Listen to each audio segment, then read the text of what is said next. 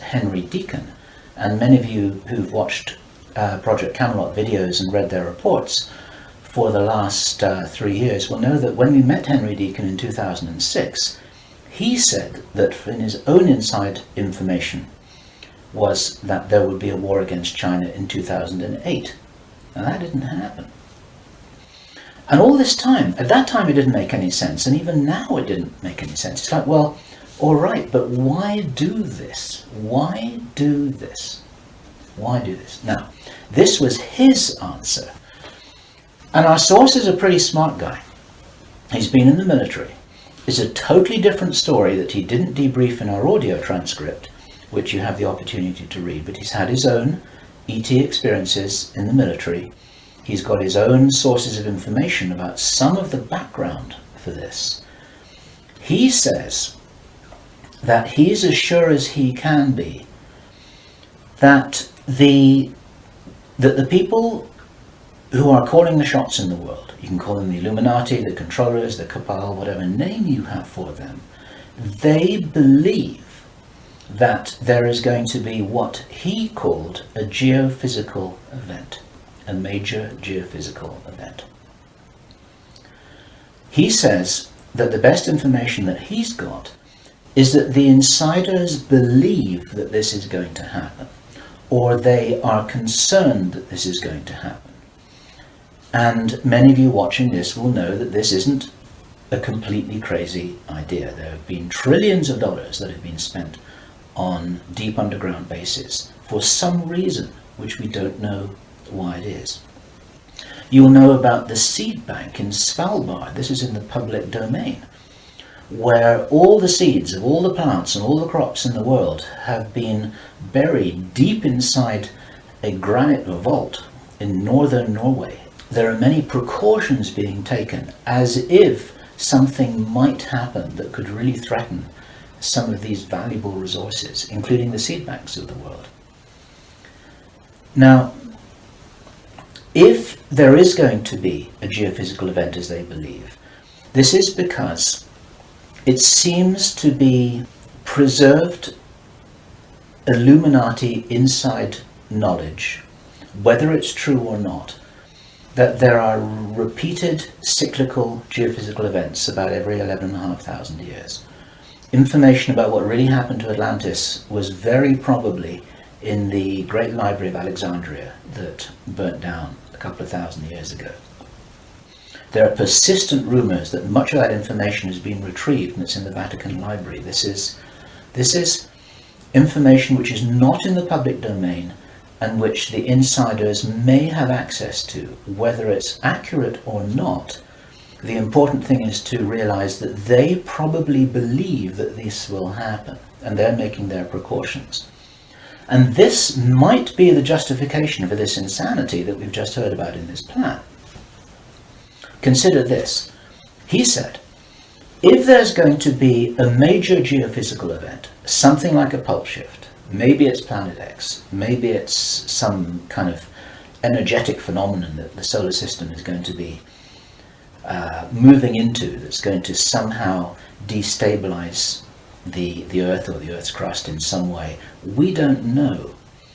But if there were to be a major emergency like that, something that would actually make a war look very inconsequential, the thing that will help the human race to survive it, or will help parts of the human race to survive it, is if there is already emergency preparedness in place before it happens. In other words, if you knew that there was an emergency coming, if you knew, for instance, that there's a hurricane coming in to hit your city, then you put all the emergency preparedness in place beforehand. You have the troops ready, you have the infrastructure ready, you have the military ready, you have everything that you need ready to handle this situation so you can respond and react and recover in the best possible way. Our source suggests that the reason for this whole Third World War scenario is that then the Western governments, with the Chinese out of the way, will be in a state of such totalitarian control of their own population, that they will be best equipped to recover and rebuild the new world after a cataclysm. And he thinks that this is what's happening. And I have to tell you that this terrible logic makes sense to me, that they would think that way. I'm not for a moment agreeing that this will happen. I think this is wild, crazy stuff, but if they believe that it's going to happen, then this could be their justification for this kind of plan that we've heard about is really being discussed.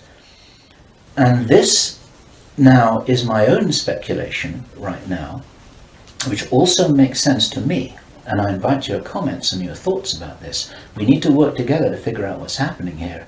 It's called the Anglo-Saxon Mission.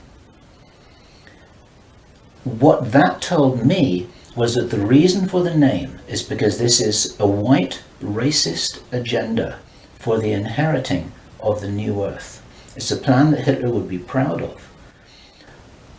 If they think that a new earth needs to be rebuilt, a new world, think of that little phrase there, if a new world needs to be rebuilt after a cataclysm, they want the Anglo-Saxons to be doing it. They don't want the Chinese to be doing it. They get the Chinese out of the way first, and then the Anglo-Saxons will inherit this new world with the other nations, the Asian nations, the African nations, the South American nations. Presumably, it is assumed that they won't have the resources to be able to handle the situation in any kind of a way that gives them the strength to recover after whatever it is that they think is going to occur.